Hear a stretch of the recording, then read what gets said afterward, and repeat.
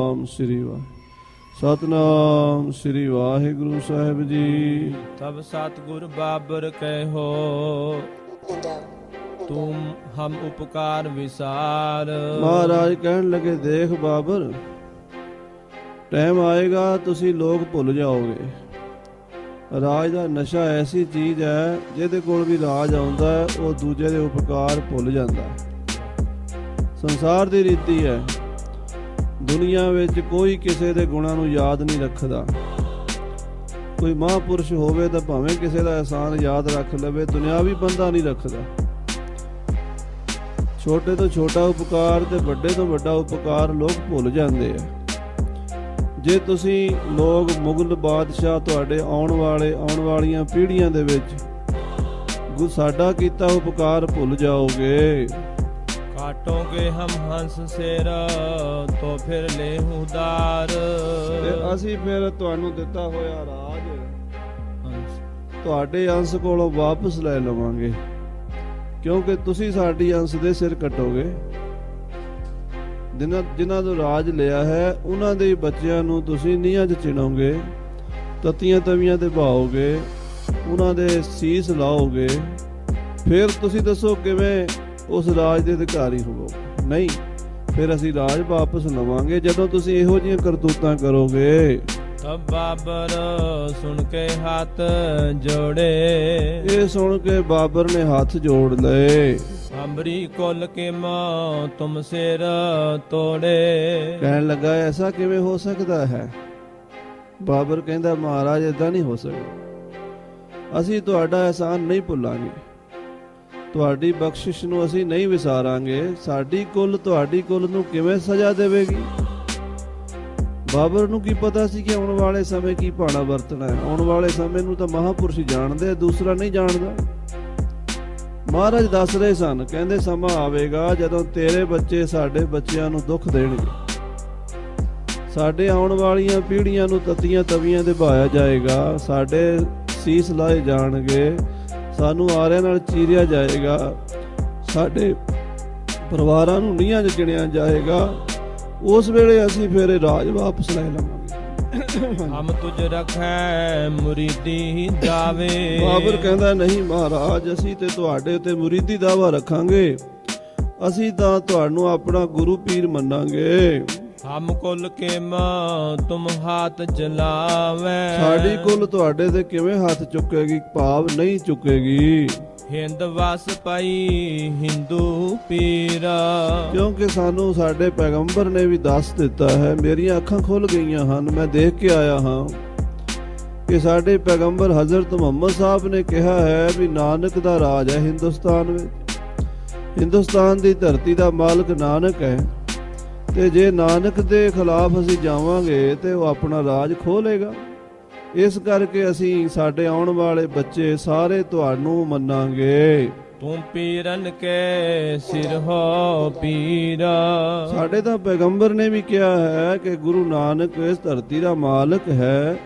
ਇਸ ਕਰਕੇ ਮਹਾਰਾਜ ਅਸੀਂ ਪੀਰਾਂ ਦਾ ਪੀਰ ਮੰਨ ਕੇ ਤੁਹਾਡੀ ਤਾਬੇ 'ਚ ਰਹਾਂਗੇ।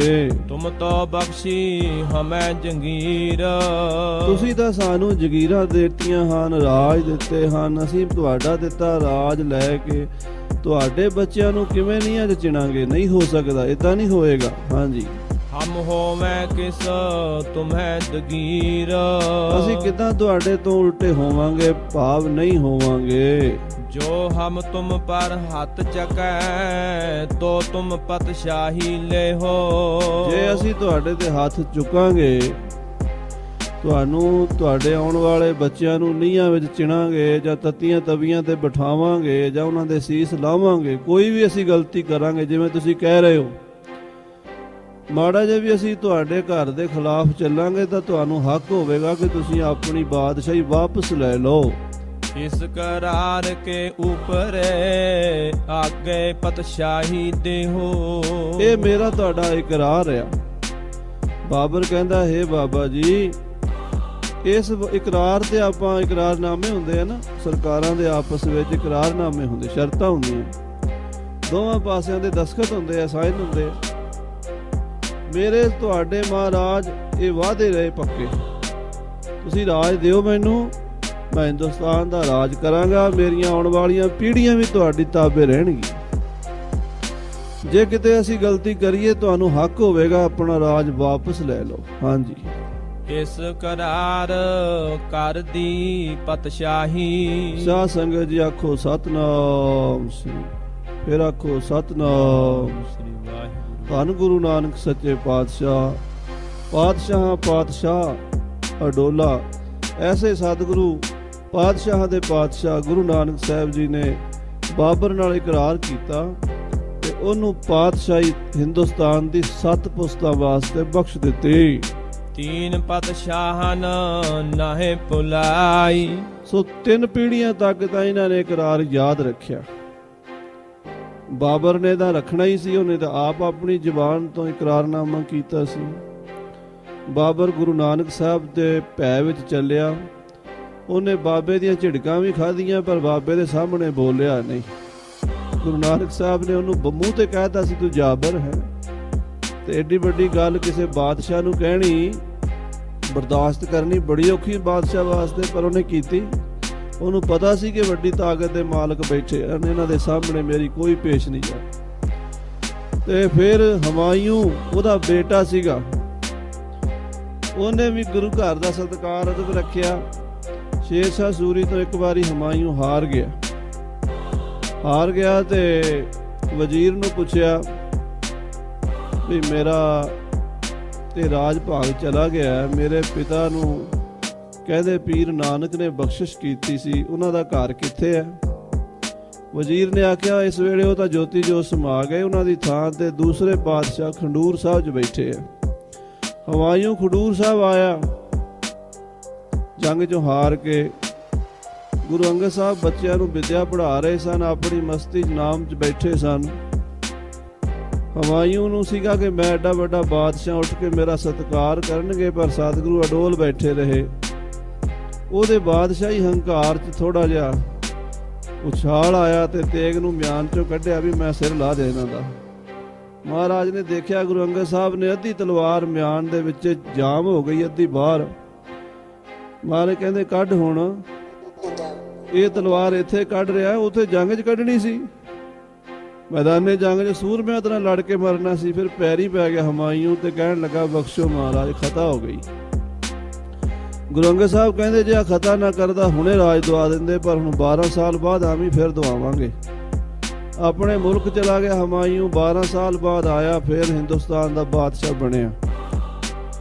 ਹਮਾਯੂ ਨੂੰ ਵੀ ਗੁਰੂ ਘਰ ਦੀ ਮਹਿਮਾ ਦਾ ਗਿਆਨ ਰਿਹਾ, ਸੋਝੀ ਰਹੀ। ਉਸ ਤੋਂ ਬਾਅਦ ਉਹਦਾ ਪੁੱਤਰ ਅਕਬਰ ਸ਼ਾਹ ਬੈਠਾ, ਹਿੰਦੁਸਤਾਨ ਦਾ ਸਮਰਾਟ ਬਣਿਆ। ਪੂਰੇ 50 ਸਾਲ ਉਹਨੇ ਹਿੰਦੁਸਤਾਨ ਤੇ ਰਾਜ ਕੀਤਾ। 13 ਸਾਲ ਦੀ ਉਮਰ 'ਚ ਅਕਬਰ ਸ਼ਹਿਨਸ਼ਾਹ ਬਣਿਆ, 63 ਸਾਲ ਦੀ ਉਮਰ 'ਚ ਉਹਦੀ ਮੌਤ ਹੋਈ। ਅਕਬਰ 50 ਸਾਲ ਰਾਜ ਕਰ ਗਿਆ। ਸਤਿਗੁਰੂ ਅਮਰਦਾਸ ਜੀ ਨੂੰ ਆਪਣਾ ਪਿਤਾ ਮੰਨਦਾ ਸੀ। ਨੰਗੇ ਪੈਰੀ ਗੋਇੰਦਵਾਲ ਸਾਹਿਬ ਆਇਆ ਸੀਗਾ।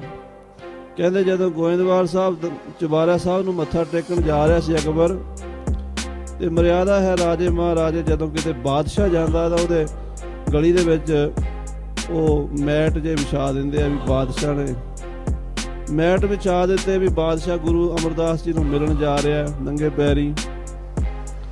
ਜਦੋਂ ਤੰਬੂ ਚੋਂ ਬਾਹਰ ਨਿਕਲਿਆ ਕਿ ਮੈਟ ਵਿਛੇ ਸਨ, ਚੁੱਕ ਕੇ ਪਰੇ ਮਾਰੇ, ਕਹਿਣ ਲੱਗਾ ਮੈਂ ਆਪਣੇ ਸਤਿਗੁਰਾਂ ਦੇ ਘਰ ਆਇਆ ਹਾਂ, ਆਪਣੇ ਪਿਤਾ ਦੇ ਘਰ ਆਇਆ ਹਾਂ, ਇੱਥੇ ਮੈਟ ਤੇ ਨਹੀਂ ਤੁਰਨਾ। ਗਲੀ ਦੇ ਵਿੱਚ ਜ਼ਮੀਨ ਨੂੰ ਮਿੱਟੀ ਨੂੰ ਮੱਥੇ ਲਾਉਂਦਾ ਹੋਇਆ ਸਤਿਗੁਰੂ ਸਾਹਿਬ ਸ੍ਰੀ ਗੁਰੂ ਅਮਰਦਾਸ ਦੇ ਚਰਨਾਂ 'ਚ ਹਾਜ਼ਰ ਹੋਇਆ।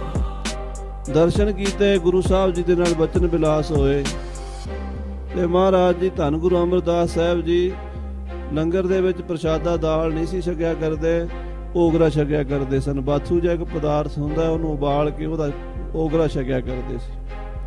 ਭਾਈ ਬੱਲੂ ਸਾਹਿਬ ਜੀ ਸਤਿਗੁਰਾਂ ਵਾਸਤੇ ਓਗਰਾ ਲੈ ਕੇ ਆਏ। ਗੁਰੂ ਅਮਰਦਾਸ ਸਾਹਿਬ ਜੀ ਛਕਣ ਲੱਗੇ ਨਾ ਜਦੋਂ, ਤੇ ਬਾਬਰ ਅਕਬਰ ਦੇ ਮਨ ਵਿੱਚ ਆਇਆ ਵੀ ਇਹ ਜੋ ਸਤਿਗੁਰੂ ਛਕ ਰਹੇ ਨੇ ਪਤਾ ਨਹੀਂ ਕੈਸਾ ਪਦਾਰਥ ਹੈ, ਕਿੰਨਾ ਚੰਗਾ ਹੋਵੇ ਜੇ ਮੈਨੂੰ ਵੀ ਇਹਦੇ ਜੋ ਪ੍ਰਸ਼ਾਦ ਮਿਲੇ ਮੈਂ ਵੀ ਛਕਾਂ। ਘਟ ਘਟ ਕੇ ਅੰਤਰ ਕੀ ਜਾਣ ਤੇ ਭਲੇ ਬੁਰੇ ਕੀ ਪੀਰ ਪਛਾਣ, ਜਾਣੀ ਜਾਣ ਮਹਾਰਾਜ। ਭਾਈ ਬੱਲੂ ਨੂੰ ਕਹਿੰਦੇ ਅੱਧਾ ਕੱਢ ਕੇ ਬਾਦਸ਼ਾਹ ਨੂੰ ਥਾਲੀ 'ਚ ਪਾ ਦੇ। ਮਹਾਰਾਜ ਸੱਚੇ ਪਾਤਸ਼ਾਹ ਜੀ ਦਾ ਆਪਣਾ ਛਕਣ ਵਾਲਾ ਓਗਰਾ ਲੂਣਾ ਲੂਣ ਵੀ ਨਹੀਂ ਸੀ ਪਾਉਂਦੇ ਉਹਦੇ ਵਿੱਚ, 8 ਪਹਿਰਾ ਹੀ ਛਕਦੇ ਸਨ। ਦਾਲ ਰੋਟੀ ਤਾਂ ਸਾਰੀ ਉਮਰ ਮਹਾਰਾਜ ਨੇ ਨਹੀਂ ਛਕੀ, 22 ਸਾਲ ਗੱਦੀ ਤੇ ਰਹੇ ਆ, ਸਿਰਫ ਓਗਰਾ ਹੀ ਛਕਣਾ। ਖੱਦਰ ਦਾ ਇੱਕ ਚੋਲਾ ਰੱਖਦੇ ਸੀ, ਸਾਲ ਪਿੱਛੋਂ ਬਦਲਦੇ ਸੀ, ਉਹਨੂੰ ਹੀ ਧੋ ਕੇ ਪਾਉਂਦੇ ਸਨ। ਇੰਨਾ ਸਾਦਾ ਜੀਵਨ ਸੀ ਗੁਰੂ ਅਮਰਦਾਸ ਸਾਹਿਬ ਜੀ ਦਾ, ਸਾਰੇ ਰਸਾਂ ਕਸਾਂ ਤੋਂ ਉੱਪਰ। ਓਗਰਾ ਜਦੋਂ ਅਕਬਰ ਨੇ ਲਿਆ ਤੇ ਮੂੰਹ 'ਚ ਪਾਇਆ ਚਮਚਾ ਭਰ ਕੇ, ਕਪਾਟ ਖੁੱਲ ਗਏ। ਕਹਿਣ ਲੱਗਾ ਦੁਨੀਆ ਦੇ 36 ਪ੍ਰਕਾਰ ਦੇ ਖਾਣੇ ਮੈਂ ਰੋਜ਼ ਖਾਂਦਾ ਹਾਂ, ਪਰ ਇਹ ਸਵਾਦ ਮੈਨੂੰ ਕਿਤੋਂ ਨਹੀਂ ਆਇਆ ਜਿਹੜਾ ਸਤਿਗੁਰਾਂ ਦੇ ਓਗਰੇ 'ਚੋਂ ਆਇਆ ਹੈ। ਅਕਬਰ ਸ਼ਹਿਨਸ਼ਾਹ ਕਹਿਣ ਲੱਗਾ ਇੰਨੀ ਦੁਨੀਆ ਲੰਗਰ ਛਕ ਰਹੀ ਹੈ, ਕਿੱਥੋਂ ਆਮਦਨ ਹੁੰਦੀ ਹੈ? ਮਹਾਰਾਜ ਕਹਿੰਦੇ ਗੁਰੂ ਨਾਨਕ ਸਾਹਿਬ ਦਾ ਲੰਗਰ ਆਪੇ ਚਲਾਉਂਦੇ ਆ। ਕਹਿੰਦਾ ਮੇਰਾ ਜੀ ਕਰਦਾ ਇਹਦੇ ਵਾਸਤੇ ਜਗੀਰ ਲਾ ਦਿਆਂ, ਲੰਗਰ ਚੱਲਦਾ ਰਵੇ। 84 ਪਿੰਡਾਂ ਦੀ ਜ਼ਮੀਨ ਉਹਨੇ ਭੇਟਾ ਕੀਤੀ। ਮਹਾਰਾਜ ਕਹਿੰਦੇ ਅਸੀਂ ਲੰਗਰ ਵਾਸਤੇ 1 ਇੰਚ ਵੀ ਨਹੀਂ ਲੈਣੀ, ਇਹ ਆਪਣੀ ਆਪਣੇ ਕੋਲ ਰੱਖ, ਜਗੀਰ ਦੀ ਲੋੜ ਨਹੀਂ। ਗੁਰੂ ਨਾਨਕ ਦਾ ਲੰਗਰ ਜਗੀਰਾਂ ਨਾਲ ਨਹੀਂ ਚੱਲਦਾ। ਕਹਿਣ ਲੱਗਾ ਮਹਾਰਾਜ ਜੇ ਮੇਰੀ ਭੇਟਾ ਇਦਾਂ ਪ੍ਰਵਾਨ ਨਹੀਂ ਕਰਦੇ ਤਾਂ ਮੈਂ ਇੱਕ ਬੇਨਤੀ ਕਰਨੀ ਹੈ। ਸਤਿਗੁਰੂ ਅਮਰਦਾਸ ਜੀ ਕਹਿੰਦੇ ਦੱਸ ਕੀ ਕਹਿੰਦਾ? ਕਹਿੰਦਾ ਤੁਸੀਂ ਮੇਰੇ ਪਿਤਾ ਹੋ, ਮੈਂ ਤੁਹਾਡਾ ਪੁੱਤਰ ਹਾਂ। ਅਕਬਰ ਕਹਿੰਦਾ, ਮਹਾਰਾਜ ਕਹਿੰਦੇ ਉਹ ਤਾਂ ਠੀਕ ਹੈ। ਕਹਿੰਦਾ ਫਿਰ ਭੈਣ ਭਾਨੀ ਮੇਰੀ ਭੈਣ ਲੱਗਦੀ ਹੈ, ਜੇ ਤੁਸੀਂ ਮੇਰੇ ਕੋਲ ਕੁਝ ਨਹੀਂ ਲੈਂਦੇ ਮੈਂ ਆਪਣੀ ਭੈਣ ਨੂੰ ਤਾਂ ਦੇ ਸਕਦਾ। ਬੀਬੀ ਭਾਨੀ ਮੇਰੀ ਭੈਣ ਹੈ ਤੇ ਮੈਂ ਆਪਣੀ ਭੈਣ ਦੇ ਨਾਂ ਤੇ 84 ਪਿੰਡ ਜਗੀਰ ਲਾ ਚੱਲਿਆ। ਉਹ 84 ਪਿੰਡਾਂ ਦੀ ਜਗੀਰ ਮਹਾਰਾਜ ਲੈਣੀ ਨਹੀਂ ਸੀ ਚਾਹੁੰਦੇ ਗੁਰੂ ਅਮਰਦਾਸ ਜੀ, ਪਰ ਅਕਬਰ ਦੀ ਬੇਨਤੀ ਮੰਨ ਕੇ ਲੈਣੀ ਪਈ। ਤੇ ਨਾਲੇ ਸਤਿਗੁਰੂ ਅਮਰਦਾਸ ਜੀ ਜਾਣਦੇ ਸਨ ਵੀ ਆਉਣ ਵਾਲੇ ਸਮੇਂ 'ਚ ਵੱਡੇ ਵੱਡੇ ਕਾਰਜ ਗੁਰੂ ਘਰ ਦੇ ਹੋਣੇ ਆ, ਉਦੋਂ ਇਹ ਜ਼ਮੀਨ ਕੰਮ ਆਵੇਗੀ। ਸੋ ਜਦੋਂ ਸ੍ਰੀ ਅੰਮ੍ਰਿਤਸਰ ਆਦਿਕ ਨਗਰੀਆਂ ਵਸੀਆਂ, ਗੁਰੂ ਹਰਗੋਬਿੰਦ ਸਾਹਿਬ ਜੀ ਦੇ ਘੋੜਿਆਂ ਨੂੰ ਵੀ ਘਾਹ ਪੱਠੇ ਦੀ ਲੋੜ ਪਈ। ਬਾਬਾ ਬੁੱਢਾ ਸਾਹਿਬ ਜੀ ਉੱਥੇ ਬੀੜ ਝਬਾਲ ਰਹਿੰਦੇ ਰਹੇ, ਉਹ ਜ਼ਮੀਨ ਹੀ ਸੀ ਝਬਾਲ ਵਾਲੀ ਸਾਰੀ 84 ਪਿੰਡਾਂ ਦੀ। ਅਕਬਰ ਸ਼ਹਿਨਸ਼ਾਹ ਭੇਟਾ ਕਰ ਗਿਆ। ਐਸਾ ਉਹ 3 ਪੀੜ੍ਹੀਆਂ ਤੱਕ ਮੁਗਲਾਂ ਨੇ ਸੇਵਾ ਕੀਤੀ। ਪਹਿਲਾਂ ਬਾਬਰ ਨੇ, ਫਿਰ ਹਮਾਯੂ ਨੇ, ਫਿਰ ਅਕਬਰ ਨੇ ਤਾਬੇਦਾਰੀ ਕੀਤੀ ਗੁਰੂ ਘਰ ਦੀ।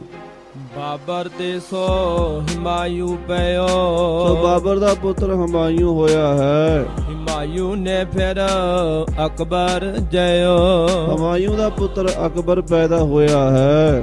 ਤਿੰਨੋਂ ਨੇ ਗੁਰ ਮਹਿਮਾ ਰਾਖੀ। ਇਹਨਾਂ ਤਿੰਨਾਂ ਪੀੜ੍ਹੀਆਂ ਵਿੱਚ ਬਾਬਰ, ਹਮਾਯੂ ਤੇ ਅਕਬਰ ਤਿੰਨਾਂ ਬਾਦਸ਼ਾਹਾਂ ਨੇ ਗੁਰੂ ਸਾਹਿਬ ਦੀ ਬਹੁਤ ਮਹਿਮਾ ਸਤਿਕਾਰ ਕੀਤਾ। ਸ੍ਰੀ ਗੁਰੂ ਰਾਮਦਾਸ ਸਾਹਿਬ ਜੀ ਨੂੰ ਬੁਲਾਇਆ ਗਏ ਸੀ ਜਦੋਂ ਮਹਾਰਾਜ ਲਾਹੌਰ, ਉਦੋਂ ਗੱਦੀ ਤੇ ਤਾਂ ਗੁਰੂ ਅਮਰਦਾਸ ਜੀ ਸਨ, ਪਰ ਗੁਰੂ ਰਾਮਦਾਸ ਜੀ ਤੋਂ ਸੇਵਾ ਕਰਿਆ ਕਰਦੇ ਸਨ। ਪੰਡਤਾਂ ਨੇ ਸ਼ੰਕਾ ਕੀਤਾ ਸੀ ਵੀ ਗੁਰੂਆਂ ਨੇ ਬਾਣੀ ਆਪਣੀ ਉਚਾਰਨ ਕਰ ਲਈ ਹੈ, ਆਪਣਾ ਹੀ ਮੰਤਰ ਬਣਾ ਲਿਆ, ਸਾਡਾ ਧਰਮ ਛੱਡ ਦਿੱਤਾ ਹੈ। ਤੇ ਉਹਨਾਂ ਨੂੰ ਅਸੀਂ ਪੁੱਛਣਾ ਚਾਹੁੰਦੇ ਹਾਂ ਵੀ ਉਹਨਾਂ ਨੇ ਨਵਾਂ ਧਰਮ ਕਿਉਂ ਚਲਾਇਆ। ਪੰਡਤਾਂ ਬਾਹਮਣਾਂ ਦੀ ਸ਼ਿਕਾਇਤ ਤੇ ਗੁਰੂ ਸਾਹਿਬ ਗੁਰੂ ਅਮਰਦਾਸ ਜੀ ਨੂੰ ਅਕਬਰ ਨੇ ਬੇਨਤੀ ਕੀਤੀ, ਮਹਾਰਾਜ ਕਿਰਪਾ ਕਰੋ ਲਾਹੌਰ ਆ ਕੇ ਦਰਸ਼ਨ ਦਿਓ। ਤੇ ਸਤਿਗੁਰੂ ਕਹਿਣ ਲੱਗੇ ਵੀ ਅਸੀਂ ਤਾਂ ਬਿਰਧ ਅਵਸਥਾ ਜਾਂ ਸਾਡਾ ਸੇਵਕ ਜਾਏਗਾ। ਗੁਰੂ ਰਾਮਦਾਸ ਜੀ ਗਏ ਸੀ, ਪੰਡਤਾਂ ਦਾ ਸ਼ੰਕਾ ਦੂਰ ਕੀਤਾ ਸੀ ਤੇ ਉਹਨਾਂ ਦਾ ਵੀ ਬਹੁਤ ਸਤਿਕਾਰ ਕਰਦਾ ਸੀ। ਬੀਬੀ ਭਾਨੀ ਨੂੰ ਆਪਣੀ ਭੈਣ ਮੰਨਿਆ ਕਰਦਾ ਸੀ ਅਕਬਰ। ਤੇ ਜਦੋਂ ਗੁਰੂ ਅਰਜਨ ਸਾਹਿਬ 5ਵੇਂ ਪਾਤਸ਼ਾਹ ਮਹਾਰਾਜ ਨੇ ਪਰਉਪਕਾਰ ਦੇ ਕਾਰਜ ਕੀਤੇ, ਉਦੋਂ ਵੀ ਉਹ ਗੁਰੂ ਅਰਜਨ ਸਾਹਿਬ ਜੀ ਦਾ ਵੀ ਸਤਿਕਾਰ ਕਰਦਾ ਸੀ। 3 ਪਾਤਸ਼ਾਹੀਆਂ ਦੇ ਸਮੇਂ ਅਕਬਰ ਦਾ ਰਾਜ ਰਿਹਾ ਹੈ। ਗੁਰੂ ਅਮਰਦਾਸ ਜੀ, ਗੁਰੂ ਰਾਮਦਾਸ ਜੀ ਦਾ ਸਾਰਾ ਸਮਾਂ 22 ਸਾਲ ਗੁਰੂ ਅਮਰਦਾਸ ਜੀ ਗੱਦੀ ਤੇ ਰਹੇ, 7 ਸਾਲ ਗੁਰੂ ਰਾਮਦਾਸ ਜੀ ਰਹੇ, 25 ਸਾਲ ਸ੍ਰੀ ਗੁਰੂ ਅਰਜਨ ਸਾਹਿਬ ਜੀ ਗੱਦੀ ਤੇ ਰਹੇ। ਜਦੋਂ ਅਕਬਰ ਦੀ ਮੌਤ ਹੋਈ, ਜਹਾਂਗੀਰ ਬੈਠਾ ਤੇ ਉਹਨੇ ਬਹਿੰਦਿਆਂ ਸਾਰੀ ਗੁਰੂ ਅਰਜਨ ਸਾਹਿਬ ਨੂੰ ਸ਼ਹੀਦ ਕਰਾ ਦਿੱਤਾ। ਸੋ ਜਹਾਂਗੀਰ ਦੇ ਸਮੇਂ ਕੰਮ ਵਿਗੜਿਆ ਹੈ। ਹਾਂਜੀ, ਮੁਕਤੇ ਵੀ ਕਛ ਬੁਰੀ ਨਾ ਪਾਖੀ। ਹੋਰ ਤਾਂ ਕੀ ਵਿਗਾੜ ਕਰਨਾ ਸੀ। ਇਹਨਾਂ ਤਿੰਨਾਂ ਬਾਦਸ਼ਾਹਾਂ ਨੇ, ਬਾਬਰ, ਹਮਾਯੂ ਤੇ ਅਕਬਰ ਨੇ, ਗੁਰੂ ਘਰ ਦੀ ਸ਼ਾਨ ਦੇ ਖਿਲਾਫ ਇੱਕ ਲਫ਼ਜ਼ ਵੀ ਆਪਣੀ ਜ਼ੁਬਾਨ ਤੋਂ ਨਹੀਂ ਕੱਢਿਆ। ਹਾਂਜੀ, ਚੌਥੇ ਸ਼ਾਹ ਪਇਓ ਜਹਾਂਗੀਰ। ਇਸ ਖਾਨਦਾਨ ਚੌਥਾ ਬਾਦਸ਼ਾਹ ਜਹਾਂਗੀਰ ਬਣਿਆ। ਮੁੱਲਾ ਕਾਜੀ ਮਿਲ ਪਇਓ ਅਸੀਰ। ਇਹਨੂੰ ਕਾਜ਼ੀਆਂ ਮੁਲਾਣਿਆਂ ਨੇ ਚੁੱਕ ਦਿੱਤੀ। ਉਹਨਾਂ ਵਿੱਚੋਂ ਇੱਕ ਸਾਧ ਸੰਗਤ ਜੀ ਸ਼ੇਖ ਅਹਿਮਦ ਸਰਹੰਦੀ ਹੋਇਆ। ਫਤਿਹਗੜ੍ਹ ਸਾਹਿਬ ਜੋ ਗੁਰਦੁਆਰਾ ਸਾਹਿਬ ਸ਼ਹੀਦਾਂ ਸਿੰਘਾਂ ਦਾ ਬਾਬਾ ਜੋਰਾਵਰ ਸਿੰਘ ਫਤਿਹ ਸਿੰਘ ਜੀ ਦਾ ਸ਼ਹੀਦੀ ਅਸਥਾਨ ਹੈ, ਉਦੋਂ ਪਠਾਣਾ ਦੀ ਬਸੀ ਨੂੰ ਜਿਹੜੀ ਸੜਕ ਜਾਂਦੀ ਹੈ, ਰੇਲਵੇ ਫਾਟਕ ਪਾਰ ਕਰਕੇ ਅੱਧਾ ਕਿਲੋਮੀਟਰ ਅੱਗੇ ਜਾ ਕੇ ਰੋਜ਼ਾ ਸ਼ਰੀਫ ਹੈ। ਰੋਜ਼ਾ ਸ਼ਰੀਫ ਦੇ ਅੰਦਰ ਇੱਕ ਬੜੀ ਵੱਡੀ ਕਬਰ ਹੈ। ਉਹ ਕਬਰ ਸ਼ੇਖ ਅਹਿਮਦ ਸਰਹੰਦੀ ਦੀ ਹੈ।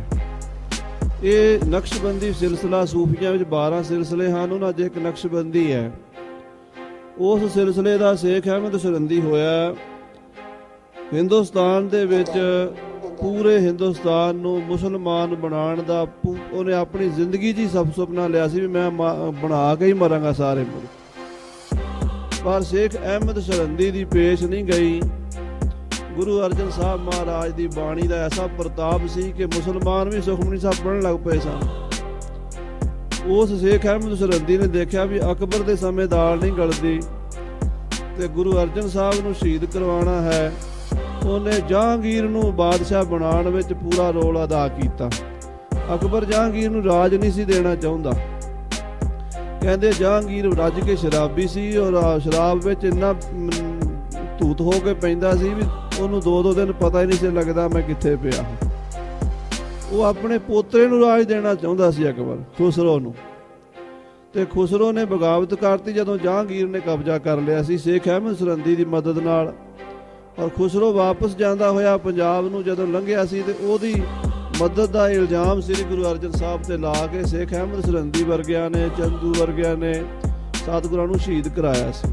ਹਾਂਜੀ, ਕੋਟ ਗੋਰੀ ਅਰਜਨ ਸੋ ਖੋਟ ਕਮਾਈ। ਸੋ ਜਹਾਂਗੀਰ ਨੇ ਉਹਨਾਂ ਕਾਜ਼ੀਆਂ ਮੁਲਾਣਿਆਂ ਦੇ ਆਖੇ ਲੱਗ ਕੇ, ਜਿਹੜੇ ਬੜੇ ਹੀ ਈਰਖਾਲੂ ਲੋਕ ਸਨ, ਮੁਤੱਸਬੀ ਲੋਕ ਸਨ, ਉਹਨਾਂ ਦੇ ਆਖੇ ਲੱਗ ਕੇ ਪੰਚਮ ਪਾਤਸ਼ਾਹ ਜੀ ਨੂੰ ਤਤੀ ਤਵੀ ਤੇ ਬਹਾ ਕੇ ਸ਼ਹੀਦ ਕੀਤਾ। ਸੋ ਬੁਰਾਈ ਸਿਰ ਖਤਰੀ ਲਾਈ। ਤੇ ਚੰਦੂ ਨੇ ਦੇ ਸਿਰ ਤੇ ਉਹ ਬੁਰਾਈ ਲਾਈ ਗਈ ਕਿਉਂਕਿ ਚੰਦੂ ਨੇ ਮਹਾਰਾਜ ਨੂੰ ਆਪਣੇ ਘਰ ਲਿਜਾ ਕੇ ਸ਼ਹੀਦ ਕੀਤਾ ਸੀ।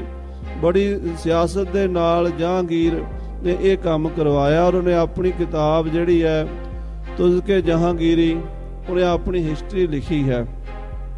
ਦਾਸ ਨੇ ਉਸ ਕਿਤਾਬ ਦਾ ਹਿੰਦੀ ਅਨੁਵਾਦ ਪੜ੍ਹਿਆ ਹੈ, ਉਹ ਪਰਸ਼ੀਅਨ ਵਿੱਚ ਹੈ। ਉਹਦੇ ਵਿੱਚ ਇਹ ਗੱਲ ਆਉਂਦੀ ਹੈ ਵੀ ਗੁਰੂ ਅਰਜਨ ਮਲ ਨਾਮ ਦਾ ਹਿੰਦੂ ਦਰਮਿਆਨ ਗੋਇੰਦਵਾਲ 'ਚ ਰਹਿੰਦਾ ਸੀ, ਬਿਆਸਾ ਦੇ ਕੰਢੇ ਤੇ, ਜਿਹੜਾ ਸੇਖੀ ਉਹ ਪੀਰੀ ਦੇ ਲਿਬਾਸ ਵਿੱਚ, ਯਾਨੀ ਗੁਰੂਆਂ ਦੇ ਲਿਬਾਸ ਵਿੱਚ ਰਹਿੰਦਾ ਸੀ ਔਰ ਬਹੁਤ ਸਾਰੇ ਹਿੰਦੂ ਤੇ ਮੁਸਲਮਾਨ ਉਹਦੇ ਚੇਲੇ ਸਨ। ਉਹਦੀ ਇਹ ਦੁਕਾਨੇ ਬਾਤਲ ਝੂਠ ਦੀ ਦੁਕਾਨ 3-4 ਪੁਸਤਾਂ ਤੋਂ ਚੱਲ ਰਹੀ ਸੀ। ਮੈਂ ਇਸ ਦੁਕਾਨ ਨੂੰ ਬੰਦ ਕਰਨਾ ਚਾਹੁੰਦਾ ਸੀ।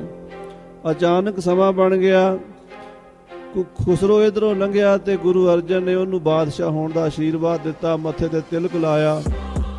ਇਦਾਂ ਦੇ ਇਲਜ਼ਾਮ ਲਾ ਕੇ ਉਹਨੇ ਗੁਰੂ ਅਰਜਨ ਸਾਹਿਬ ਨੂੰ ਸ਼ਹੀਦ ਕਰ ਦਿੱਤਾ। ਪੰਜਵੇਂ ਪਇਓ ਸੋ ਸ਼ਾਹ ਜਹਾਨ। ਸੋ ਜਹਾਂਗੀਰ ਨੇ ਜੋ ਬਾਬਰ ਨੇ ਵਾਅਦਾ ਕੀਤਾ ਸੀ, ਉਹਦੀ ਵਾਅਦਾ ਖਿਲਾਫੀ ਜਹਾਂਗੀਰ ਤੋਂ ਸ਼ੁਰੂ ਹੋਈ।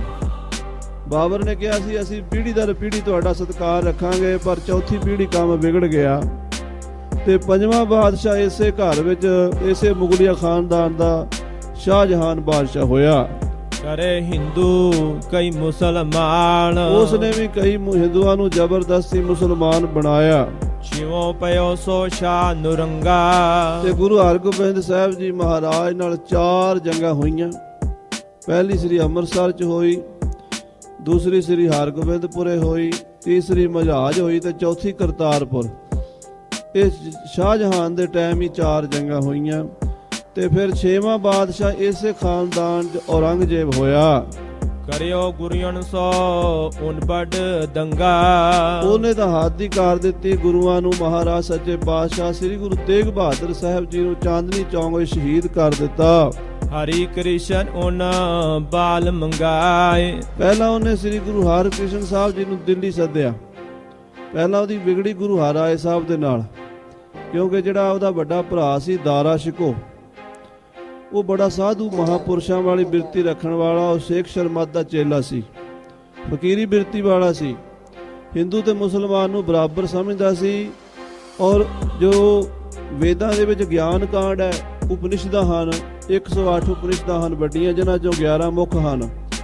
ਉਹਨਾਂ ਉਪਨਿਸ਼ਦਾਂ ਦਾ ਉਹਨੇ ਸੰਸਕ੍ਰਿਤ ਵਿੱਚੋਂ ਫਾਰਸੀ 'ਚੋਂ ਲੱਥਾ ਕਰਵਾਇਆ ਸੀ ਕਿ ਲੋਕਾਂ ਨੂੰ ਇਹ ਬ੍ਰਹਮ ਗਿਆਨ ਪ੍ਰਾਪਤ ਹੋਵੇ, ਘਰ ਘਰ ਜਾਵੇ। ਯਾਨੀ ਬੜਾ ਹੀ ਨੇਕ ਦਿਲ ਇਨਸਾਨ ਤੇ ਸਾਂਝੀਵਾਲਤਾ ਵਾਲੇ ਖਿਆਲਾਂ ਵਾਲਾ ਸੀ। ਔਰੰਗਜ਼ੇਬ ਚਾਹੁੰਦਾ ਸੀ ਵੀ ਮੈਂ ਸਾਰੇ ਪਾਸੇ ਇਸਲਾਮੀ ਸ਼ਰਅ ਦਾ ਪ੍ਰਚਾਰ ਕਰਨਾ ਹੈ। ਇਸ ਕਰਕੇ ਉਹਨੇ ਦਾਰਾ ਸ਼ਿਕੋ ਨੂੰ ਮਾਰਨ ਵਾਸਤੇ ਸ਼ੇਰ ਦੀਆਂ ਮੁੱਛਾਂ ਦੇ ਵਾਲ ਕੁਤਰਾ ਕਰਕੇ ਚਾਵਲਾਂ 'ਚ ਪਾ ਕੇ ਦਾਰੇ ਨੂੰ ਖਵਾ ਦਿੱਤੇ। ਸ਼ੇਰ ਮੂੰਹ ਕਤਰਾਏ ਕਾ ਚਾਵਰ ਮੈਂ ਪਾਈ। ਜਦੋਂ ਸ਼ੇਰ ਦੇ ਮੁੱਛ ਦੇ ਵਾਲ ਕਿਸੇ ਬੰਦੇ ਦੇ ਅੰਦਰ ਚਲੇ ਜਾਣ ਤੇ ਉਹਦੇ ਜਿੱਥੇ ਜਿੱਥੇ ਜਾ ਕੇ ਡਿੱਗਦੇ ਉੱਥੇ ਜ਼ਖਮ ਕਰ ਦਿੰਦੇ ਆ ਮਿਹਦੇ ਦੇ ਵਿੱਚ, ਉਹਦੀ ਜਾਨ ਨੂੰ ਖਤਰਾ ਹੋ ਗਿਆ। ਬੜੇ ਬੜੇ ਵੈਦਾਂ ਹਕੀਮਾਂ ਤੋਂ ਇਲਾਜ ਪੁੱਛਿਆ, ਕਿਧਰੋਂ ਵੀ ਦਾਰਾ ਸ਼ਿਕੋ ਦੀ ਜਾਨ ਬਚਣ ਦੀ ਨਜ਼ਰ ਨਾ ਆਈ ਤੇ ਸ਼ਾਹਜਹਾਨ ਬਾਦਸ਼ਾਹ ਚਿੰਤਾ 'ਚ ਪੈ ਗਿਆ ਵੀ ਮੇਰਾ ਵੱਡਾ ਪੁੱਤਰ ਮਾਰਿਆ ਜਾਏਗਾ। ਉਹਨੇ ਸਾਰੇ ਹਕੀਮਾਂ ਨੂੰ ਪੁੱਛਿਆ ਵੀ ਕੋਈ ਇਲਾਜ ਹੈ। ਉਹ ਕਹਿਣ ਲੱਗੇ 1.5 ਪਾਈਆ ਦੀ ਹਰੜ ਤੇ ਮਾਸੇ ਦਾ ਲੌਂਗ ਮਿਲੇ ਤਾਂ ਤੇਰੇ ਬੱਚੇ ਦੀ ਜਾਨ ਬਚਾ ਸਕਦੇ ਆ। ਸਾਰੇ ਹਿੰਦੁਸਤਾਨ ਅਤੇ ਬਾਹਰਲੇ ਮੁਲਕਾਂ ਜਿੱਥੇ ਹਰੜਾਂ ਪੈਦਾ ਕੀਤੀਆਂ ਉੱਥੋਂ ਪਤਾ ਕੀਤਾ ਇਹ ਚੀਜ਼ ਇੰਨੀ ਵੱਡੀ ਨਹੀਂ ਮਿਲਦੀ। ਹਰੜ ਤੋਲੇ 2 ਤੋਲੇ ਦੀ ਹਰੜ ਤਾਂ ਮਿਲਦੀ, 1.5 ਪਾਈਆ ਦੀ ਕਿੱਥੋਂ ਮਿਲਦੀ ਹੈ? ਇੱਕ ਮਾਸੇ 'ਚ ਕਿੰਨੇ ਹੀ ਲੌਂਗ ਚੜ ਜਾਂਦੇ ਆ, ਮਾਸੇ ਦਾ ਲੌਂਗ ਨਹੀਂ ਮਿਲਦਾ। ਸਾਰੇ ਪਾਸਿਓਂ ਨਿਰਾਸ਼ ਹੋ ਗਿਆ ਤੇ ਇੱਕ ਗੁਰੂ ਦਾ ਪਿਆਰਾ ਨੌਕਰੀ ਕਰਦਾ ਸੀ ਸ਼ਾਹਜਹਾਨ ਕੋਲ। ਕਹਿਣ ਲੱਗਾ ਬਾਦਸ਼ਾਹ, ਛੋਟਾ ਮੂੰਹ ਔਰ ਬੜੀ ਬਾਤ ਹੈ, ਜੇ ਮਾਫ ਕਰੋ ਮੇਰੀ ਜਾਨ ਕਿਤੇ, ਕਿਉਂਕਿ ਵੱਡੇ ਲੋਕ ਨਿਰਾਸ਼ ਬੜੀ ਛੇਤੀ ਹੁੰਦੇ ਆ, ਉਹਨਾਂ ਨੂੰ ਗੱਲ ਕਹਿਣ ਵਾਸਤੇ ਵੀ ਬੜੇ ਤਰੀਕੇ ਨਾਲ ਕਹਿਣੀ ਪੈਂਦੀ ਹੈ। ਮਹਾਰਾਜ, ਜਿਹੜੀ ਚੀਜ਼ ਸੰਸਾਰ 'ਚ ਕਿਤੋਂ ਨਹੀਂ ਮਿਲਦੀ ਗੁਰੂ ਨਾਨਕ ਸਾਹਿਬ ਦੇ ਘਰ ਤੋਂ ਮਿਲ ਸਕਦੀ ਹੈ। ਸਭ ਕੁਝ ਹੈ, ਸਭ ਕੁਝ ਹੈ ਘਰ ਤਿਸਕਾ ਬਲਰਾਮ ਜੀਓ।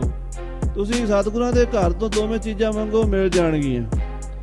ਗੁਰੂ ਹਰਿਰਾਏ ਸਾਹਿਬ ਮਹਾਰਾਜ ਕੀਰਤਪੁਰ 'ਚ ਬੈਠੇ ਹਨ, ਉਹਨਾਂ ਨੇ ਬਹੁਤ ਵੱਡਾ ਦਵਾਖਾਨਾ ਖੋਲ੍ਹਿਆ। ਉਹਨਾਂ ਨੂੰ ਬੇਨਤੀ ਕਰਕੇ ਦੇਖੋ। ਸ਼ਾਹਜਹਾਨ ਕਹਿਣ ਲੱਗਾ ਮੈਂ ਤੇ ਉਹਨਾਂ ਦੇ ਨਾਲ ਜੰਗਾਂ ਕੀਤੀਆਂ ਨੇ, ਉਹਨਾਂ ਦੇ ਘਰ ਨਾਲ ਮੇਰੀ ਦੁਸ਼ਮਣੀ ਹੈ, ਕਿਵੇਂ ਦੇਣਗੇ? ਸਿੱਖ ਕਹਿਣ ਲੱਗਾ ਜੀ ਉਹ ਨਿਰਵੈਰ ਹਨ, ਕਿਸੇ ਨਾਲ ਵੈਰ ਵਿਰੋਧ ਨਹੀਂ ਕਰਦੇ, ਉਹਨਾਂ ਕੋਲੋਂ ਬਖਸ਼ਿਸ਼ ਲਓ। ਸ਼ਾਹਜਹਾਨ ਬਾਦਸ਼ਾਹ ਨੇ ਆਪਣੇ ਪ੍ਰਧਾਨ ਬੰਦੇ ਭੇਜੇ ਸਨ। ਗੁਰੂ ਹਰਿਰਾਏ ਸਾਹਿਬ ਨੇ ਦੋਵੇਂ ਚੀਜ਼ਾਂ ਦੇ ਕੇ ਭੇਜੀਆਂ ਤੇ ਦਾਰਾ ਸ਼ਿਕੋ ਦੀ ਜਾਨ ਬਚ ਗਈ ਉਹਨਾਂ ਦੋਵਾਂ ਚੀਜ਼ਾਂ ਨਾਲ। ਦਾਰਾ ਸ਼ਿਕੋ ਬਚ ਗਿਆ, ਔਰੰਗਜ਼ੇਬ ਸੜ ਗਿਆ। ਉਹਨੂੰ ਇਹ ਦੁੱਖ ਹੋਇਆ ਵੀ ਜਿਹੜੇ ਬੰਦੇ ਨੂੰ ਮੈਂ ਮਾਰਨਾ ਚਾਹੁੰਦਾ ਗੁਰੂ ਕਿਆਂ ਨੇ ਬਚਾ ਦਿੱਤਾ ਹੈ। ਫਿਰ ਜਦੋਂ ਜੰਗ ਹੋਇਆ ਦਾਰਾ ਸ਼ਿਕੋ ਪੰਜਾਬ ਵੱਲ ਭੱਜਿਆ ਤੇ ਗੋਇੰਦਵਾਲ ਸਾਹਿਬ ਦੇ ਲਾਗੇ ਬੇੜੀਆਂ ਦਾ ਪੁਲ ਸੀਗਾ। ਉਹ ਪੁਲ ਜਦੋਂ ਦਾਰਾ ਸ਼ਿਕੋ ਨੂੰ ਪਾਰ ਲੰਘਾਤਾ ਤੇ ਗੁਰੂ ਹਰਿਰਾਏ ਸਾਹਿਬ ਨੇ ਪੁਲ ਤੋੜਤਾ ਵੀ ਔਰੰਗਜ਼ੇਬ ਨੂੰ ਉਹਦੇ ਪਿੱਛੇ ਪਹੁੰਚ ਜਾਵੇ। ਔਰੰਗਜ਼ੇਬ ਨੂੰ ਇਹ ਵੀ CID ਮਿਲ ਗਈ ਵੀ ਇਹ ਪੁਲ ਤੋੜਨ ਦਾ ਕੰਮ ਗੁਰੂ ਹਰਿਰਾਏ ਸਾਹਿਬ ਨੇ ਕੀਤਾ ਹੈ, ਮੇਰਾ ਰਸਤਾ ਰੋਕਿਆ ਮੇਰੀਆਂ ਫੌਜਾਂ ਦਾ, ਉਹਦੇ ਕਰਕੇ ਵੀ ਬੈਰੀ ਬਣ ਗਿਆ। ਗੁਰੂ ਹਰਿਰਾਏ ਸਾਹਿਬ ਜੀ ਨੂੰ ਬਾਦਸ਼ਾਹ ਨੇ ਸੱਦਿਆ ਦਿੱਲੀ। ਸਤਿਗੁਰੂ ਆਪ ਨਹੀਂ ਗਏ, ਵੱਡੇ ਸਾਹਿਬਜ਼ਾਦੇ ਬਾਬਾ ਰਾਮ ਰਾਏ ਜੀ ਨੂੰ ਭੇਜਿਆ, ਜਿਨ੍ਹਾਂ ਨੇ 372 ਕਰਾਮਾਤਾਂ ਦਿੱਲੀ 'ਚ ਦਿਖਾਈਆਂ ਸਨ। ਪਰ ਜਦੋਂ ਬਾਬਾ ਰਾਮ ਰਾਏ ਜੀ ਵੀ ਥਿੜਕ ਗਏ ਤੇ ਸਤਿਗੁਰੂ ਹਰਿਰਾਏ ਸਾਹਿਬ ਜੋਤੀ ਜੋਤ ਸਮਾ ਕੇ ਗੱਦੀ ਗੁਰੂ ਹਰਕ੍ਰਿਸ਼ਨ ਸਾਹਿਬ ਜੀ ਨੂੰ ਦੇ ਗਏ ਤੇ ਰਾਮ ਰਾਏ ਦੇ ਕਹੇ ਤੇ ਔਰੰਗਜ਼ੇਬ ਨੇ ਸਤਿਗੁਰੂ ਹਰਕ੍ਰਿਸ਼ਨ ਸਾਹਿਬ ਜੀ ਨੂੰ ਦਿੱਲੀ ਸੱਦਣ ਦੀ ਖੇਚਲ ਦਿੱਤੀ ਸੀ। ਉਹਦਾ ਜ਼ਿਕਰ ਇੱਥੇ ਹੁਣ ਕੀਤਾ ਜਾ ਰਿਹਾ। ਹਾਂਜੀ, ਉਹ ਸਿਰ ਗਏ ਬੁਰਾਈ ਲਾਏ। ਗੁਰੂ ਹਰਕ੍ਰਿਸ਼ਨ ਸਾਹਿਬ ਦਿੱਲੀ ਜਾ ਕੇ ਬੰਗਲਾ ਸਾਹਿਬ ਠਹਿਰੇ ਤੇ ਬਾਲਾ ਸਾਹਿਬ ਜਾ ਕੇ ਛੋਟੀ ਜਿਹੀ ਅਵਸਥਾ ਵਿੱਚ ਹੀ ਸਰੀਰ ਤਿਆਗ ਗਏ। ਹੁਣ ਦੁਸ਼ਟੀ ਬਹੁਤੀ ਕਰੀ ਗੁਰੂ ਤੇਗ ਬਹਾਦਰ ਯਾਦ। ਫਿਰ ਉਹਨੇ ਬਾਅਦ ਵਿੱਚ ਵੀ ਬੜੇ ਜ਼ੁਲਮ ਕੀਤੇ। ਗੁਰੂ ਤੇਗ ਬਹਾਦਰ ਸਾਹਿਬ ਜੀ ਮਹਾਰਾਜ ਨੂੰ ਚਾਂਦਨੀ ਚੌਂਕ ਸ਼ਹੀਦ ਕੀਤਾ। 604 ਪੋਤਰੇ ਲਗੋ ਖੂਨ ਸਿਰ ਤਾਦ। ਤੇ ਫਿਰ ਗੁਰੂ ਸਾਹਿਬ ਜੀ ਦੇ ਪੋਤਰੇ ਗੁਰੂ ਤੇਗ ਬਹਾਦਰ ਸਾਹਿਬ ਦੇ ਚਾਰੇ ਹੀ, ਬਾਬਾ ਅਜੀਤ ਸਿੰਘ, ਬਾਬਾ ਜੁਝਾਰ ਸਿੰਘ, ਬਾਬਾ ਜੋਰਾਵਰ ਸਿੰਘ, ਬਾਬਾ ਫਤਿਹ ਸਿੰਘ ਵੀ ਉਹਦੇ ਸਮੇਂ 'ਚ ਸ਼ਹੀਦ ਹੋਏ।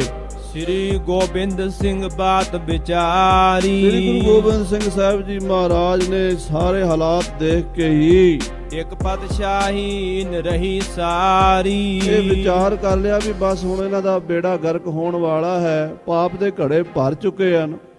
ਇੱਕ ਬਾਦਸ਼ਾਹ ਇਹਨਾਂ ਦਾ ਹੋਰ ਰਹਿ ਗਿਆ, 6ਵਾਂ ਇਹ ਹੈ, ਤੇ ਇੱਕ ਹੋਰ ਹੋਵੇਗਾ ਬਹਾਦਰ ਸ਼ਾਹ, ਤੇ ਉਸ ਤੋਂ ਬਾਅਦ ਰਾਜ ਖਤਮ ਕਰ ਦਿਆਂਗੇ। ਇਨ ਸਿਰ ਦੇਹ ਲਗੀ ਚਹੀਏ ਹਮਾਰੀ। ਕਲਗੀਧਰ ਬਾਦਸ਼ਾਹ ਨੇ ਆਖਿਆ ਵੀ ਇਹਨਾਂ ਦੇ ਸਿਰ ਆਪਣੇ ਦੇਹ ਲਾ ਕੇ ਤੇ ਆਪਾਂ ਇਹਨਾਂ ਨੂੰ ਖਤਮ ਕਰ ਦਈਏ। ਯੋ ਸਤਿਗੁਰ ਜੀ ਮਨਸਾ ਤਾਰੀ। ਇਸ ਤਰ੍ਹਾਂ ਸਤਿਗੁਰਾਂ ਨੇ ਸ੍ਰੀ ਗੁਰੂ ਗੋਬਿੰਦ ਸਿੰਘ ਸਾਹਿਬ ਜੀ ਮਹਾਰਾਜ ਦੀ ਮਨਸਾ ਸੀ, ਉਹਨਾਂ ਨੇ ਇਸੇ ਤਰ੍ਹਾਂ ਹੀ ਕੀਤਾ। ਸੋਈ ਸਤਿਗੁਰ ਦਈ ਨਿਬਾਹਾ। ਸ੍ਰੀ ਕਲਗੀਧਰ ਮਹਾਰਾਜ ਨੇ ਨਿਭਾ ਦਿੱਤੀ, ਆਪਣਾ ਪਰਿਵਾਰ ਲੇਖੇ ਲਾ ਕੇ ਮੁਗਲਾਂ ਦੀ ਜੜ ਪੁੱਟ ਦਿੱਤੀ। ਯੋ ਪਈ ਪਤਸ਼ਾਹੀ ਸਾਤ ਬਿਤਾਹਾ। 7 ਬਾਦਸ਼ਾਹ ਹੋਏ ਮੁਗਲਾਂ ਦੇ, ਜੋ ਬਾਬਰ ਨੂੰ ਗੁਰੂ ਨਾਨਕ ਸਾਹਿਬ ਨੇ ਵਰ ਦਿੱਤਾ ਸੀ ਉਹ ਪੂਰਾ ਹੋ ਗਿਆ। ਨਿਜ ਬਚਨੀ ਗੁਰ ਯੋ ਦੁਖ ਪਾਇਓ। ਆਪਣੇ ਬਚਨਾਂ ਦੇ ਪੂਰੇ ਹੁੰਦੇ ਹੋਏ ਸਤਿਗੁਰਾਂ ਨੇ ਵੱਡੇ ਵੱਡੇ ਕਸ਼ਟ ਤਾਂ ਸਹਿ ਲਏ, ਪਰ ਆਪਣਾ ਬਚਨ ਨਹੀਂ ਜਾਣ ਦਿੱਤਾ। ਯੋ ਬਚਨੀ ਗੁਰ ਗੈ ਬਿਕਾਇਓ। ਸ੍ਰੀ ਗੁਰੂ ਨਾਨਕ ਸਾਹਿਬ ਜੀ ਦੇ ਬਚਨਾਂ ਉੱਤੇ ਆਉਣ ਵਾਲੀਆਂ ਗੁਰੂ ਪੀੜ੍ਹੀਆਂ ਨੇ ਪੂਰੇ ਪਹਿਰੇ ਦਿੱਤੇ, ਗੁਰੂ ਬਚਨਾਂ ਤੇ ਆਪਣਾ ਆਪ ਵਿਕਾ ਦਿੱਤਾ। ਇਸ ਬਿਦ ਇਹ ਝੂਠੇ ਪੈ ਬਚਨਨ ਤੇ ਸੋ ਮੁਗਲ। ਭਾਈ ਤਾਰੂ ਸਿੰਘ ਜੀ ਸ਼ਹੀਦ ਖਾਲਸੇ ਨੂੰ ਦੱਸ ਰਹੇ ਨੇ, ਸਿੰਘੋ ਇਹ ਮੁਗਲ ਗੁਰੂ ਨਾਲ ਕੀਤੇ ਹੋਏ ਵਾਅਦਿਆਂ ਤੇ ਝੂਠੇ ਪੈ ਗਏ ਹਨ। ਲਈ ਪਤਸ਼ਾਹੀ ਨਿਜ ਕਹਿ ਭੂਲ ਗਈ ਵਹਿ ਗੱਲ।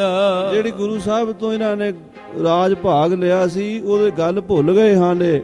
ਇਹ ਵਾਅਦਾ ਖਿਲਾਫੀ ਕਰ ਰਹੇ ਹਨ, ਜੋ ਸਤਿਗੁਰਾਂ ਦੇ ਤਾਬੇ ਰਹਿਣ ਦਾ ਵਾਅਦਾ ਕੀਤਾ ਸੀ ਉਹ ਭੁੱਲ ਗਏ ਹਨ। ਮੁਗਲ ਕੈ ਹਮ ਖੁਦ ਬਲਵੰਤ। ਹੁਣ ਇਹਨਾਂ ਨੂੰ ਹੰਕਾਰ ਹੋ ਗਿਆ ਹੈ, ਕਹਿੰਦੇ ਅਸੀਂ ਖੁਦ ਹੀ ਬਾਦਸ਼ਾਹ ਬਣੇ ਹਾਂ, ਅਸੀਂ ਬਲ ਦੇ ਨਾਲ ਰਾਜ ਲਿਆ। ਗੁਰੂ ਨਾਨਕ ਨੇ ਸਾਨੂੰ ਕੀ ਦਿੱਤਾ? ਸਾਧ ਸੰਗਤ ਜੀ, ਇਹ ਸਮੇਂ-ਸਮੇਂ ਦੀਆਂ ਸਰਕਾਰਾਂ ਸਾਰੀਆਂ ਹੀ ਇਦਾਂ ਕਰਦੀਆਂ ਆਈਆਂ ਹਨ। ਵਰਤਮਾਨ ਸਮੇਂ ਵਿੱਚ ਵੀ ਆਪ ਜੀ ਦੇਖ ਹੀ ਰਹੇ ਹੋ, 93% ਗੁਰੂ ਖਾਲਸੇ ਦੀਆਂ ਸ਼ਹੀਦੀਆਂ ਹੋਈਆਂ ਹਿੰਦੁਸਤਾਨ ਦੀ ਆਜ਼ਾਦੀ ਵੇਲੇ, ਪਰ ਅੱਜ ਕੋਈ ਨਾਂ ਲੈਂਦਾ ਹੈ? ਜਦੋਂ ਦਿੱਲੀ ਦੇ ਲਾਲ ਕਿਲੇ ਦੇ ਵਿੱਚ ਜਾ ਕੇ ਦੇਖਦੇ ਹਾਂ ਤਾਂ ਉੱਥੇ ਸਾਧ ਸੰਗਤ ਜੀ ਜਿੰਨੀਆਂ ਹਿੰਦੁਸਤਾਨ ਵਿੱਚ ਮੂਵਮੈਂਟਾਂ ਹੋਈਆਂ, ਲੜਾਈਆਂ ਹੋਈਆਂ, ਜੰਗ ਯੁੱਧ ਹੋਏ, ਦਿੱਲੀ ਨੂੰ ਫਤਿਹ ਕਰਨ ਦੇ ਸਾਰਿਆਂ ਦਾ ਜ਼ਿਕਰ ਆਉਂਦਾ। ਉੱਥੇ ਫੋਟੋਆਂ ਲੱਗੀਆਂ ਹੋਈਆਂ ਪੁਰਾਣੀਆਂ ਇਤਿਹਾਸ ਦੀਆਂ।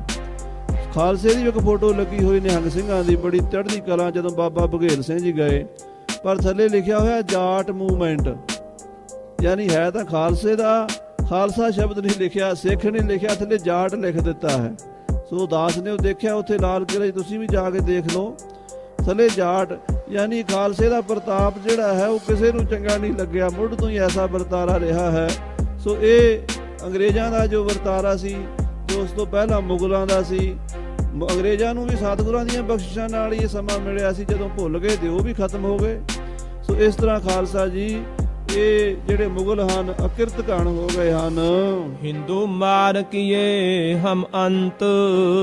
ਕਹਿੰਦੇ ਹਿੰਦੂਆਂ ਨੂੰ, ਹਿੰਦੂ ਬਾਦਸ਼ਾਹਾਂ ਨੂੰ ਜਿਹੜਾ ਇਹ ਜ਼ੁਲਮ ਕਰਕੇ ਮੁਗਲਾਂ ਨੇ ਖਤਮ ਕੀਤਾ, ਹਿੰਦੂ ਧਰਮ ਨੂੰ ਖਤਮ ਕੀਤਾ, ਤੇ ਉਹਨਾਂ ਦੇ ਸਵਾ ਮਣ ਜਨੇਊ ਉਤਾਰੇ ਗਏ। ਰਹਿ ਪੈਗੰਬਰ ਨਿਕਟ ਖੁਦਾਏ। ਇਹ ਮੁਗਲ ਕਹਿੰਦੇ ਆ ਇਹ ਹਿੰਦੂ ਤਾਂ ਕਾਫਿਰ ਹਨ, ਇਹਨਾਂ ਨੇ ਸਾਨੂੰ ਕੀ ਰਾਜ ਦੇਣਾ, ਸਿੱਧਾ ਪੈਗੰਬਰ ਤੋਂ ਰਾਜ ਲਿਆ। ਦੇਖੋ ਲੈ ਕੇ ਗੁਰੂ ਨਾਨਕ ਤੋਂ ਸੋਲੇ ਫੇਰ ਪੈਗੰਬਰ ਦੇ ਗਾਉਂਦੇ ਹਨ। ਹਿੰਦੂ ਉਹਾਂ ਕੋ ਟੁਕਨ ਨਾ ਪਾਏ। ਉਲਟਾ ਕਹਿੰਦੇ ਹਨ ਕਿ ਖੁਦਾ ਦੇ ਕੋਲ ਹਿੰਦੂ ਜਾ ਹੀ ਨਹੀਂ ਸਕਦਾ, ਹਿੰਦੂ ਦੇ ਨਰਕਾਂ ਨੂੰ ਜਾਣਗੇ। ਹਿੰਦੂਆਂ ਦਾ ਤਾਂ ਨਰਕਾਂ 'ਚ ਥਾਂ ਹੈ। ਗੁਰੂ ਨਾਨਕ ਹਿੰਦੂ ਸੀ, ਉਹਨੇ ਸਾਨੂੰ ਕੀ ਦਿੱਤਾ? ਸਾਡੇ ਪੈਗੰਬਰ ਨੇ ਸਾਨੂੰ ਦਿੱਤਾ। ਇਹ ਤਾਂ ਹੁਣ ਉਲਟਾ ਪਾਠ ਪੜਨ ਲੱਗ ਪਏ ਹਨ। ਐਸ ਗਫਲਤ ਪਈ ਮੁਗਲਨ ਕੇ ਮਨ ਮਾਹੇ। ਐਸੀਆਂ ਗਫਲਤ ਦੀਆਂ ਗੱਲਾਂ ਸਾਧ ਸੰਗਤ ਜੀ ਕਰਦੇ ਹਨ। ਮੁੱਲਾ ਕਾਜੀ ਸੁਣ ਗੱਲਾਂ ਭੁੱਲੇ ਤਕਰਾਰੋ ਵਾਹੇ। ਜਿਹੜੇ ਕਾਜੀ ਮੁੱਲਾਂ ਦੀਆਂ ਗੱਲਾਂ ਸੁਣ ਕੇ ਬਾਦਸ਼ਾਹ ਵੀ ਭੁੱਲ ਗਏ ਹਨ। ਕਾਜੀ ਮੁਲਾਣੇ ਮੁਤਸਬੀ ਹਨ ਤੇ ਬਾਦਸ਼ਾਹ ਨੂੰ ਕਹਿੰਦੇ ਹਨ ਅਸੀਂ ਪੈਗੰਬਰ ਨੂੰ ਮੰਨਣਾ, ਅਸੀਂ ਨਾਨਕ ਤੋਂ ਕੀ ਲੈਣਾ। ਹਾਂਜੀ, ਤਾਰੂ ਸਿੰਘ ਨੇ ਇਮ ਕਹੀ ਸਿੱਖਣ ਕੋ ਸਮਝਾਏ। ਪਿੰਡ ਪੜਾਣੇ ਦੀ ਪੁਲਿਸ ਚੌਂਕੀ ਵਿੱਚ ਭਾਈ ਤਾਰੂ ਸਿੰਘ ਜੀ ਇਹ ਸਾਰੀ ਵਾਰਤਾ ਸੁਣਾਉਂਦੇ ਰਹੇ। ਇੱਕ ਹਫ਼ਤੇ ਤੋਂ ਆਪਾਂ ਸਾਧ ਸੰਗਤ ਜੀ ਇੱਕ ਸੁਣ ਰਹੇ ਹਾਂ। ਇਹ ਸ੍ਰੀ ਗੁਰੂ ਪੰਥ ਪ੍ਰਕਾਸ਼ ਵਿੱਚ ਭਾਈ ਰਤਨ ਸਿੰਘ ਜੀ ਖੁਲਾਸਾ ਕੀਤਾ ਹੈ। ਜੇ ਕਿਸੇ ਨੂੰ ਸ਼ੰਕਾ ਹੋਵੇ ਹਿੰਦੁਸਤਾਨ ਦੇ ਮੁਗਲਿਆ ਖਾਨਦਾਨ ਦੇ ਆਉਣ ਦਾ ਇਤਿਹਾਸ ਪੜ੍ਹ ਲਓ, ਬਾਬਰ ਦੇ ਆਉਣ ਦਾ, ਇਹਦੇ ਨਾਲੋਂ ਰੱਤੀ ਜਿੰਨਾ ਵੀ ਫਰਕ ਨਿਕਲ ਆਵੇ ਅਸੀਂ ਦੋਸ਼ੀ ਮੰਨਾਂਗੇ ਆਪਣੇ ਆਪ ਨੂੰ। ਕੇਸੀ ਮਜ਼ੂਮਦਾਰ ਨੇ ਭਾਰਤ ਦੀ ਸਭ ਤੋਂ ਵੱਡੀ ਹਿਸਟਰੀ ਲਿਖੀ ਹੈ। ਉਹਨੇ ਵੀ ਇਹ ਗੱਲ ਲਿਖੀ ਹੈ ਕਿ ਦੌਲਤ ਖਾਂ ਹੀ ਉਹਨੂੰ ਲੈ ਕੇ ਆਇਆ ਸੀ ਹਿੰਦੁਸਤਾਨ ਵਿੱਚ ਬਾਬਰ ਨੂੰ, ਤੇ ਗੁਰੂ ਨਾਨਕ ਸਾਹਿਬ ਸੱਚੇ ਪਾਤਸ਼ਾਹ ਮਹਾਰਾਜ ਦੀ ਬਖਸ਼ਿਸ਼ ਨਾਲ ਉਹ ਬਾਦਸ਼ਾਹ ਬਣਿਆ ਸੀ। ਭਾਵੇਂ ਮੁਗਲ ਮੁੱਕਰ ਜਾਣ, ਬੇਸ਼ੱਕ ਮੁੱਕਰਦੇ ਰਹਿਣ, ਪਰ ਇਤਿਹਾਸ ਦੀਆਂ ਕਿਤਾਬਾਂ ਤਾਂ ਨਹੀਂ ਮੁੱਕਰਦੀਆਂ। ਇਤਿਹਾਸ ਬੋਲਦਾ ਹੈ ਮੁੜ ਮੁੜ ਕੇ ਕਿ ਬਾਬਰ ਬਾਦਸ਼ਾਹ ਹਿੰਦੁਸਤਾਨ 'ਚ ਆਇਆ, ਸ੍ਰੀ ਗੁਰੂ ਨਾਨਕ ਸਾਹਿਬ ਦੀ ਬਖਸ਼ਿਸ਼ ਤੋਂ ਬਿਨਾਂ ਕਾਮਯਾਬ ਨਹੀਂ ਸੀ ਹੋ ਸਕਦਾ। ਹਾਂਜੀ, ਯੋ ਬੀਤੀ ਸਿਰ ਸਿੰਘ ਕੇ ਸੋ ਅਬ ਕਹੋਂ ਇਸ ਪ੍ਰਗਟਾਏ। ਤਰ੍ਹਾਂ ਭਾਈ ਤਾਰੂ ਸਿੰਘ ਜੀ ਨੇ ਦੱਸਿਆ, ਸਿੰਘੋ ਜੇ ਸਾਡੇ ਸਤਿਗੁਰਾਂ ਨੇ ਸੀਸ ਦਿੱਤੇ ਹਨ, ਇਹਨਾਂ ਤੋਂ ਰਾਜ ਵਾਪਸ ਲੈਣ ਲਈ ਮੈਂ ਵੀ ਆਪਣਾ ਸੀਸ ਹੀ ਯੋਗਦਾਨ ਪਾਉਣ ਚੱਲਿਆ ਹਾਂ। ਮੈਂ ਲਾਹੌਰ ਜਾ ਰਿਹਾ ਹਾਂ, ਮੈਨੂੰ ਨਾ ਛੁਡਾਓ। ਸਿੰਘ ਕਹਿੰਦੇ ਸੀ ਤੁਹਾਨੂੰ ਅਸੀਂ ਛੁਡਾ ਲੈਂਦੇ ਆ। ਬੀਬੀ ਤਾਰੋ ਛੁਡਾ ਲਈ ਸੀ ਨਾ ਭਾਈ ਤਾਰੂ ਸਿੰਘ ਦੀ ਭੈਣ, ਤੇ ਉਹ ਕਹਿੰਦੇ ਸੀ ਤੁਹਾਨੂੰ ਵੀ ਛੁਡਾ ਲੈਂਦੇ ਆ। ਤਾਰੋ ਵਾਸਤੇ ਤਾਂ ਪੈਸੇ ਦਿੱਤੇ ਸੀ ਸਿੰਘਾਂ ਨੇ ਇਕੱਠੇ ਕਰਕੇ, ਪਿੰਡ ਦੀ ਸੰਗਤ ਨੇ, ਸਾਹਿਧਾਰੀ ਸਿੱਖਾਂ ਨੇ, ਪਿੰਡਾਂ 'ਚ ਰਹਿਣ ਵਾਲਿਆਂ ਨੇ ਵੀ ਤੁਸੀਂ ਬੀਬੀ ਨੂੰ ਕਿਉਂ ਲੈ ਜਾਂਦੇ ਹੋ, ਇਹਨੂੰ ਛੱਡ ਦਿਓ। ਚਲੋ ਪਰਮੇਸ਼ਰ ਦੀ ਖੇਡ ਆ, ਉਹ ਲਾਲਚ ਵਿੱਚ ਆ ਕੇ ਬੀਬੀ ਨੂੰ ਛੱਡ ਗਏ ਤੁਰਕ। ਪਰ ਭਾਈ ਤਾਰੂ ਸਿੰਘ ਨੂੰ ਨਹੀਂ ਸੀ ਛੱਡਣਾ ਚਾਹੁੰਦੇ, ਪੈਸੇ ਲੈ ਕੇ ਵੀ ਨਹੀਂ ਸੀ ਛੱਡਦੇ। ਫਿਰ ਸਿੰਘਾਂ ਨੇ ਆਖਿਆ ਸੀ ਵੀ ਅਸੀਂ ਤੁਹਾਨੂੰ ਹੱਲਾ ਕਰਕੇ ਛਡਾ ਲੈਂਦੇ ਆ, ਤੁਰਕਾਂ ਨੂੰ ਮਾਰ ਦਿੰਦੇ ਆ, ਜੋ ਸਾਡੇ ਸਿਰ ਬੀਤੇਗੀ ਅਸੀਂ ਦੇਖ ਲਵਾਂਗੇ। ਭਾਈ ਤਾਰੂ ਸਿੰਘ ਕਹਿੰਦੇ ਖਾਲਸਾ ਜੀ ਮੈਨੂੰ ਨਾ ਛਡਾਓ, ਹੁਣ ਮੈਂ ਤਾਂ ਗੁਰੂ ਨਾਨਕ ਸਾਹਿਬ ਦੇ ਬਚਨਾਂ ਦੇ ਆਪਣਾ ਸੀਸ ਦੇਣ ਚੱਲਿਆ ਹਾਂ, ਸੀਸ ਦੇ ਕੇ ਰਾਜ ਵਾਪਸ ਲੈਣਾ ਹੈ। ਫਿਰ ਤਾਰੂ ਸਿੰਘ ਲੈ ਤੁਰੇ ਪ੍ਰਾਤ ਲਾਹੌਰ ਹੈ ਦਾਏ। ਇਸ ਤਰ੍ਹਾਂ ਫਿਰ ਭਾਈ ਤਾਰੂ ਸਿੰਘ ਜੀ ਨੂੰ ਪੜਾਣੇ ਪਿੰਡ ਰਾਤ ਰੱਖ ਕੇ ਸਵੇਰੇ ਪੁਲਿਸ ਵਾਲੇ ਲਾਹੌਰ ਨੂੰ ਲੈ ਤੁਰੇ ਨੇ। ਹੁਣ ਭਾਈ ਸਾਹਿਬ ਦੇ ਸੀਸ ਤੇ ਕੀ ਬੀਤੇਗੀ, ਕਿਵੇਂ ਕਿਵੇਂ ਉਹਨਾਂ ਦੀ ਖੋਪਰੀ ਉਤਾਰੀ ਜਾਏਗੀ, ਕਿਵੇਂ ਕਿਵੇਂ ਕਸ਼ਟ ਦਿੱਤੇ ਜਾਣਗੇ, ਨਾਲ ਭਾਈ ਮਤਾਬ ਸਿੰਘ ਜੀ ਕਿਵੇਂ ਜੇਲ੍ਹ ਵਿੱਚ ਆਉਣਗੇ, ਇਹ ਕਥਾ ਹੁਣ ਸੁਣਨੀ ਆ ਆਪਾਂ। ਇੱਕ ਹਫ਼ਤਾ ਲਗਭਗ ਸ਼ਹੀਦਾਂ ਸਿੰਘਾਂ ਦੀ ਮਹਾਨ ਕਥਾ ਹੈ। ਸਮੇਂ ਨਾਲ ਹਾਜ਼ਰੀ ਭਰਿਆ ਕਰੋ ਭਾਈ, ਅਸੀਂ ਤੁਹਾਡੇ ਕਰਕੇ ਪੰਥ ਪ੍ਰਕਾਸ਼ ਸ਼ੁਰੂ ਕੀਤਾ ਸੀ, ਤੁਹਾਡੀ ਬੇਨਤੀ ਤੇ ਵੀ ਜ਼ਰੂਰ ਸੰਗਤ ਨੂੰ ਕਥਾ ਸੁਣਾਣੀ ਹੈ। ਪਰ ਮੈਂ ਦੇਖਿਆ ਵੀ ਸੰਗਤ ਬੜਾ ਘੱਟ ਸਮਾਂ ਕੱਢਦੀ ਹੈ ਇਸ ਕਥਾ ਵਾਸਤੇ। ਕਿਰਪਾ ਕਰਿਆ ਕਰੋ, ਜਿਵੇਂ ਅੱਜ ਦੀਵਾਨ ਭਰਿਆ ਨਾ, ਇਵੇਂ ਰੋਜ਼ ਸਮਾਂ ਕੱਢਿਆ ਕਰੋ, ਤੇ ਫਿਰ ਆਪਾਂ ਇਹ ਗੁਰੂ ਸਾਹਿਬ ਪਾਤਸ਼ਾਹ ਜੀ ਦੇ ਸ਼ਹੀਦਾਂ ਸਿੰਘਾਂ ਦੀ ਵਾਰਤਾ ਸਰਵਣ ਕਰੀਏ, ਤੇ ਤਾਂ ਕਿ ਸਾਡੇ ਬੱਚਿਆਂ ਨੂੰ, ਆਉਂਦੀਆਂ ਪੀੜ੍ਹੀਆਂ ਨੂੰ ਅਸੀਂ ਸੁਣਾ ਸਕੀਏ। ਭੁੱਲਾਂ ਚੁੱਕਾਂ ਦੀ ਖਿਮਾ